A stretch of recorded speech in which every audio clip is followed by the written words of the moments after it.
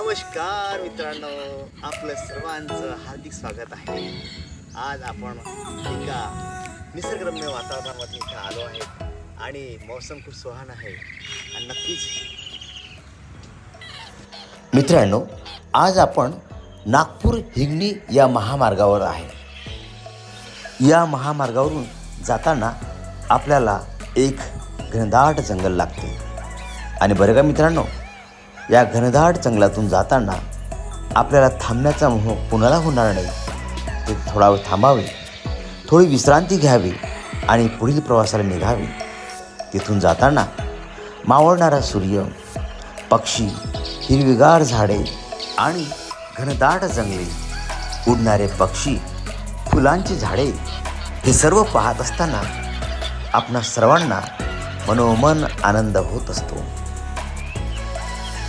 इकडून तिकडून धावणारा सुसाट वारा आणि आकाशामध्ये मान्सूनचे ढग जमावायला सुरुवात झालेली आहे आणि सर्वांना मान्सूनची चाहूल, मान्सूनचा संदेश हे काळे काळे ढग सर्वांना देत आहे. त्यामुळे प्रत्येक जण पावसाची वाट बघत आहे असा भास या रानात होतो आहे. घनदाट हिरवेगार जंगले जरी असली तरी पाण्या वाचून तेही सुकून गेलेले आहेत. त्यांना सुद्धा पाण्याची आवश्यकता आहे. तहानलेले पक्षी, तहानलेले झाडे आणि तहानलेली धरती हे सर्वजण पाण्याची वाट बघत आहे, पावसाची वाट बघत आहे. ये रे रे पावसा, तुला देतो पैसा, पैसा झाला खोटा, पाऊस आला मोठा. ये रे रे पावसा.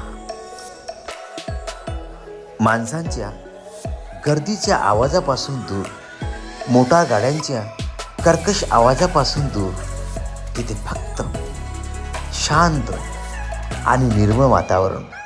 आवाज आहे तर तो फक्त पक्ष्यांचा, आवाज आहे तर तो फक्त झाडांचा, आवाज आहे तर तिथं फक्त वाऱ्यांचा. गाणारे पक्षी, किलकिलाट करणारे पक्षी, असा आवाज फक्त रानात होत असतो. मित्रांनो, हा आनंद काही वेगळाच असतो.